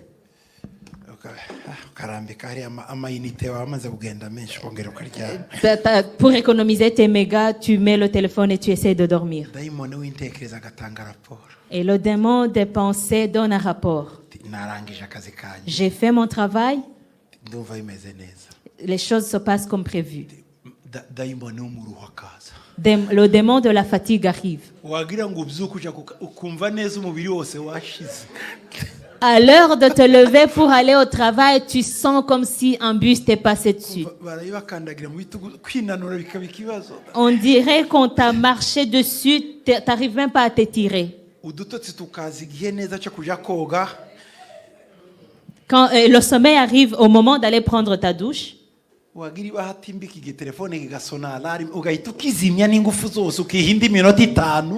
et quand ton alarme sonne, tu l'éteins et tu mets 5 minutes supplémentaires. Tu dors. Le sommeil arrive quand tu es au travail. C'est comme ça que les gens vivent. Quand ça se passe 2-3 fois, quand les démons ont accompli leur tâche, ils appellent le démon de l'insomnie. Le sommeil part complètement. Ils appellent le démon des somnifères. Uzi ibinini bikora nibidakora uzi n'amadoze unyweraho ugasinzira nandi andi yamaze kuba nkako kugutomera amazi ayo ntagikora usigaye ukubita dutatu kugira ngo watangiye ku gace ugera kuri 2 none ubu ugeze kuri 3 kandi ni ku mutwe ukurya ugakubitaho na bya binini byo mutwe niba byita gute Nurofen ni paracetamol nizo kuko nje ntabizi mujye mubimbwira nje singira nje byo bibazo z'amapataramoro ni bari hari babyita gute paracetamol urabinywa interprete waje nora ibyo ni iby'ibitotsi cyangwa ni ibyo mutwe byo mu mutwe. Donc hamwe se tureze mu dusakoshi twanyu harimo paracetamol buri hari abazifite anyway sawa uyu mugoroba tugomba kuzitwika za paracetamol mutima wanje himbaza Uwiteka. Quand le démon de l'insomnie arrive, et le démon appelle aussi le démon des somnifères. Tu commences à connaître les somnifères par le bout des doigts. Tu connais même les doses. Il y en a même qui ne te font plus rien parce que c'est devenu comme boire de l'eau. Et à part les somnifères, tu commences à t'enfiler les paracétamol et autres antidouleurs. Aujourd'hui, nous allons brûler tous les paracétamol parce que ton âme doit louer l'Éternel. Le secret de tout ça, c'est de louer l'Éternel. La plupart de vous, vous ne connaissiez pas l'alcool, mais vous avez commencé à en consommer quand vous êtes tombé dans l'insomnie. Et la plupart consomment aujourd'hui des liqueurs fortes.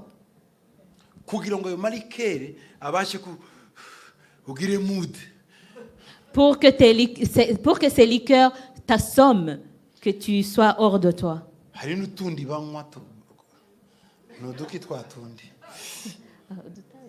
hari agatabi hari akamogi hari utuntu nk'utwo tumwibagiza gatoya. Et après l'alcool, après les liqueurs, tu commences à fumer des cigarettes et d'autres choses qui te font oublier des choses. Seigneur, donne-nous l'esprit de louange et l'adoration. Louez l'Éternel en tout. Peu importe les problèmes que tu rencontres, loue l'Éternel.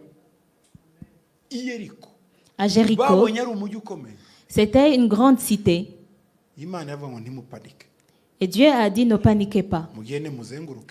Encerclez. Et au 7e jour, hurlez, louez. Les murs se sont effondrés. Qu'est-ce qui a fait que les murs s'effondrent? Le cœur de chagrin était devenu le cœur de louange. La raison pour laquelle nous devons louer l'Éternel, adorer l'Éternel, ne pas oublier ses bienfaits. Quels sont ses bienfaits? Quand tu vas louer l'Éternel, n'observe pas la situation présente. Tu réfléchis dans le passé d'où Dieu t'a tiré. Et ça te crée des louanges pour le présent, pour arriver dans le futur. Dis à ton cœur, mon âme loue l'Éternel. N'oublie aucun de ses bienfaits. Quand tu te souviens de ce qu'il a fait pour toi, tu sauras quand même la situation que tu vis actuellement, tu passeras au-delà. Et que ton lendemain est meilleur. Parce que les gens changent, les situations changent, mais Dieu ne change jamais. Celui qui t'a fait du bien quand tu étais jeune, celui qui t'a fait du bien dans ton jeune âge, c'est le même qui te fait du bien aujourd'hui. Alléluia. Alléluia. Tiens bon. Loue. Accroche-toi. Ne te décourage pas. Brièvement, qu'est-ce qu'il a fait pour moi? Qu'est-ce qu'il a fait pour toi? Premièrement, il t'a pardonné tous tes péchés, toutes tes iniquités. Il a pardonné. Si les péchés que tu vis aujourd'hui, il y en a, s'il y en a, il peut te le pardonner aussi. Les faiblesses que tu as aujourd'hui, il peut aussi le pardonner.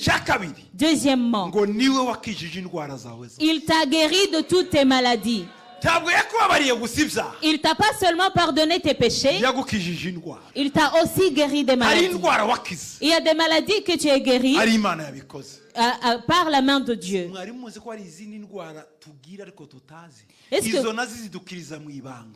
Est-ce que vous savez que parfois nous souffrons des maladies sans le savoir, et Dieu il nous guérit en ce secret. Tu vois que tu es bien portant tous les jours. Va chez le médecin, tu verras, tu ne quitteras pas sans qu'il ne trouve quelque chose qui ne marche pas chez toi. Mais la maladie qu'il a diagnostiquée,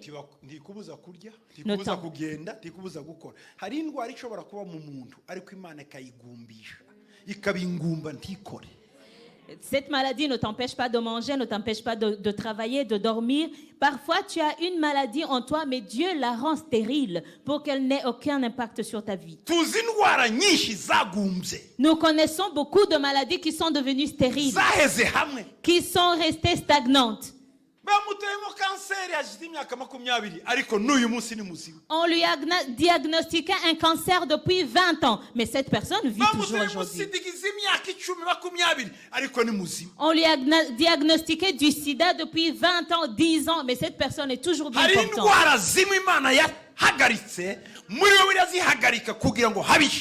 Il y a des maladies que Dieu stoppe pour qu'une louange s'élève en toi. Il t'a guéri de toutes tes maladies. Ça, c'est la deuxième raison que tu dois donner à ton cœur. La troisième raison, il a délivré ta vie pour qu'elle ne tombe pas dans la fosse. Tu sais ce que ça veut dire? Tu étais sur le point de descendre dans la mort, il t'a retiré. Tu as vu la muri mort. twebwe hano Parmi nous ici, hari abantu batakagombye kuba bakiriho, il y a des gens qui ne devraient pas être encore vivants. babonye ikuzimu, Ils ont vu les enfers, Imana ibakura ikuzimu. mais Dieu les a tirés de là. ngo n'ikuzimu Même en enfer, igerayo, il y arrive. bwira umutima wawe Dis à ton cœur, ngo himbaza Uwiteka loue l'Éternel. kuko yankuye muri rwa rwobo ngiye kuwujyamo. Parce qu'il m'a tiré de la fosse quand j'étais sur le point d'y descendre. Haleluya. Alléluia. Hari urwobo wegereye Il y a une fossée que tu as approchée. ugiye gutembagara ngo ujyeyo, Quand tu étais sur le point de tomber, wasanga ukuboko kwaharyana. tu as vu une main qui t'attendait et t'a Himbaza ramené. Uwiteka. Loue l'Éternel pour ça. Hey, Alléluia. Hey! Alléluia. ikintu uzahimbariza Uwiteka La quatrième raison, ngo akwambika imbabazi no kugirirwa neza nk'ikamba. il te couronne de bonté et de miséricorde. ubeshejweho n'imbabazi z'Imana, Tu vis par la miséricorde de Dieu. urya kubw'imbabazi z'Imana. Tu manges par la miséricorde de Dieu. ibiguhiga n'ibikwanga ni byinshi, ariko kubw'imbabazi z'Imana uracyariho. Tes défis et tes troubles sont nombreux, mais par la miséricorde de Dieu, tu es toujours vivant. ikindi L'autre chose, ngo ahaza ubusaza bwawe ibyiza. il te fait rajeunir. imyaka ufite n'uba ufite izo mbaraga, Le- ariko Imana yahagije ubusaza bwawe ibyiza. À ton âge, tu ne devrais pas être si fort, mais Dieu a rassasié ta vieillesse de bonté. ikindi ngo atuma usubira mu busore nk'ikizu. Il te fait rajeunir comme l'aigle. Amen. Amen. mwese muri aha Vous tous qui êtes ici, nimusubire mu busore bushya. rajeunissez. Amen. Amen. ikindi L'autre chose, ngo akora ibyo gukiranuka, il fait la justice. ngo aca imanza zitabera zikurenganura, kuko abakurenganya bari benshi, ariko Imana yarahagaze irakurenganura. Il te justifie, il te fait le droit, parce que les choses qui t'opprimaient, il y en avait beaucoup. Mais il s'est tenu en justice pour toi. bavandimwe, Bien-aimé, ijambo rya nyuma mbasezera, la dernière Face à parole la pendant qu'on clôture, parce qu'on se voit demain. uhindura uburyo ubona ibintu, genda ushima Imana. Change la façon dont tu vois les choses et remercie le Seigneur. kandi uzayishime bicamo cyangwa bidacamo. Rends grâce à Dieu que les choses se passent comme prévu ou non. uku kwezi kwa 11 nushima nuhimbaza, Si tu loues pendant ce mois de novembre, mu kwa 12 uzambaze, en décembre, demande-moi. uzambaze Demande-moi en décembre. ko nahimbaje nta cyabaye. J'ai loué et rien n'a changé. genda mu cyumba cyawe Va dans ta chambre. ushimo ka muzika k'Imana. Mets les chansons du gospel. niba uri umugabo ukuremo ikoti, niba uri umugore ukenyera igitenge, Si tu es un homme, enlève ta veste. Si tu es une femme, serre bien ton pagne. ukata umuziki mu Mana, Et danse pour ton Dieu. wabyina neza utaja kuri ritime ntawe uguseka, ni wowe n'Imana n'akaradiyo kawe. Que tu suives le rythme, que tu sois en arythmie, personne ne va se moquer de toi. C'est entre toi et Dieu et ta radio. ubwire umubiri wawe, Dis à ton corps, umutima wawe, à ton âme, mwitegure mu kanya turabyina. préparez-vous, nous allons danser. ucomeka akaradiyo cyangwa Mais- telefone yawe, Mets ton téléphone ou ta radio ou ton... Peu urebe importe. akazi kukunda, Cherche la chanson qui te met en mouvement. ariko k'Imana pana, Mais de Dieu, une chanson gospel. utaza kudushyiramo ziriya zindi. Ne mets pas d'autres chants. hanyuma ucheze Et danse. uchezeye, Danse. nitakuchezea namna gani, Kom- nitakuchezea hey, nitakuchezea. Comment est-ce que je pourrais danser pour toi? Baba wa mapendo, Baba wa mapendo, Baba wa mapendo, Baba. Haleluya Baba owe. Ko mwatangiye kubyina nta Vous avez déjà commencé à danser. ariko muri abana beza mushira inyigisho mu bikorwa. Vous êtes de bons élèves, vous mettez en Mwaguruke pratique. dushima Imana muri uyu Levez-vous, nous mugoroba. allons rendre grâce à Dieu. Alléluia. Alléluia. Ngiye gusabira umunezero umanuke mu mutima wawe. Je vais prier pour que la joie descende dans ton cœur. Indirimbo zize muri wowe. Que les chants coulent en toi. Guhimbaza bize muri Que la louange coule en uyu toi. mugoroba. Ce soir, Utandukane n'iyindi wagize. que ce soit un soir différent de tous les autres. Ibanga ryo gukomera Le secret d'être grand, ni ukutabika agahinda mu mutima. c'est de ne pas garder les griefs, ahubwo ni kugasimbuza ishimwe. mais de remplacer les griefs par la louange. Zamura amaboko yawe. Lève tes mains. Uwiteka Mana ikomeye, Éternel Dieu puissant, turagushima kugira neza, nous te rendons grâce parce que tu es bienfaisant. turagushima kuhambaye, Nous te rendons grâce parce que tu es grand. turagushima kukomeye, Nous te rendons grâce parce que tu es puissant. turagushima ko wuzuza imitima yacu umunezero, Nous te rendons grâce parce que tu remplis nos cœurs de joie. wuzuza umunezero muri aba bana, Remplis la joie dans tes enfants. imura agahinda mu mitima yabo, Fais déménager le chagrin. baha imbaraga zo guhimbaza muri ibi bihe, Donne-leur la force de te louer en ce moment. baha imbaraga zo gushima muri ibi bihe, Donne-leur la force de te louer en ce moment. baha imbaraga zo gukomera muri ibi bihe, Donne-leur la force de s'accrocher en ce moment. baha imbaraga zo kugukunda muri ibi bihe, Donne-leur la force de t'aimer en ce moment. baha imbaraga zo kukwegera muri ibi bihe, Donne-leur la force de s'approcher de toi en ce moment. Dans le nom de Jésus. Dans le nom de Jésus. imiryango nikinguke, Que les portes s'ouvrent. kora ibikomeye, Fais des miracles. kora ibikomeye, Fais des grandes choses. Fais des grandes choses. abarwayi bakize, Que les malades guérissent. abarushe Mana baruhure, Que ceux qui sont opprimés retrouvent l'aisance. abababaye ubatabare, Que ceux qui sont chagrinés, que tu les secours. kingura imiryango, Ouvre les portes. kingura amarembo, Ouvre les portes. irembo ry'umunezero, Porte de joie. irembo ry'ibyishimo, La porte de bonheur. mu izina rya Dans le Yesu, nom de mu Jésus. izina rya Dans le Yesu, nom de Jésus. mu izina rya Dans le Yesu, nom de Jésus. mu izina rya Dans le Yesu, nom de Jésus. bahoka, Sois délivré. bahoka, Sois délivré. Bahoka. Sois délivré. Bahoka. Sois délivré. komera, Sois, accroche-toi. komera, Accroche-toi. tinyuka, Sois, ayez confiance.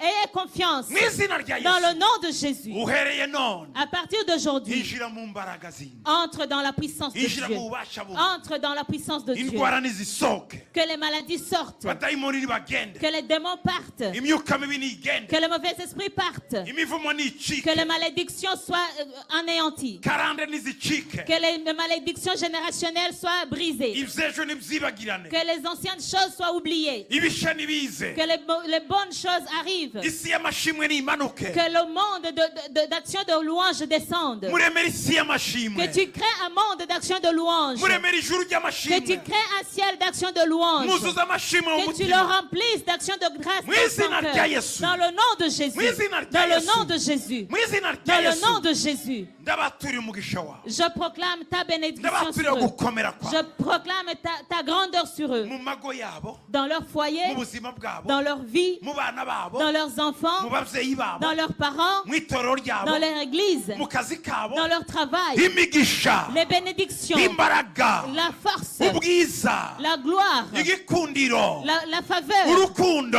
l'amour, nibibamanukire, que ça descende mu sur eux. izina rya Dans Yesu, le nom de Jésus. uhereye none À partir d'aujourd'hui, à partir de maintenant, haba ubudasa, qu'il y ait une différence, haba ubudasa qu'il y ait une différence mu hashize n'ahazaza, entre le passé et le futur. ubudasa La différence mu hashize na none, entre le passé et aujourd'hui. ababareba Que ceux qui les voient bavuge ngo niwe cyangwa arasa nawe, disent c'est lui ou c'est quelqu'un qui leur ressemble. ababagiriye nabi ari bo batanga Que ceux ubuhamya, qui leur ont fait du mal soient les témoins. reka ubuhamya bugaragare, Que le témoignage se manifeste hanyuma amashimwe agaragare, et que les louanges soient manifestes. ubuhamya nibuze, Que le témoignage arrive amashimwe avugwe, et que les louanges s'élèvent. ijuru nirikinguke, Que le ciel s'ouvre. imitima ihimbaze, Et que les cœurs louent. imvura nimanuke, Que la pluie descende. imitaka y'ubuntu imanuke, Et que les parapluies de grâce descendent. mu izina rya Yesu, Dans le nom de Jésus. bakoreshe, Que tu les utilises. bakoreshe, Utilise-les. umuriro wawe Que ton feu ubazenguruke, les entoure. dayimoni nizibashaka zibabure. Quand les démons les cherchent, qu'ils ne les trouvent pas. Oh, hallelujah. Alléluia. Oh, hallelujah. Alléluia. Oh, hallelujah. Alléluia. Alléluia. Urakoze Yesu, Merci Jésus. ko wumvise gusenga kwawe Parce que tu as entendu nos prières kandi uhinduye amateka. et que tu as changé l'histoire. Itorero tuvuge ngo amen. Que l'Église dise Amen. Hallelujah. Alléluia. Imana ibahe umugisha, Que Dieu vous bénisse. Imana ibagiriye neza Que Dieu vous fasse du bien mu mutima wawe, dans ton cœur. ushime. Loue le Seigneur. nturebe ibibazo urimo, Ne regarde pas les circonstances présentes. tangira uhimbaze, Commence à louer. uluwe Imana, Commence à louer. ubwire Imana, Commence à dire à Dieu. wihimbaze Imana. Commence à Uku adorer kwezi Dieu. kuzarangira Ce mois finira wabonye shanje bikomeye mu buzima bwawe. quand tu auras vu un grand changement dans ta vie. Imana ibahe umugisha, Que Dieu vous bénisse. murakoze. Merci.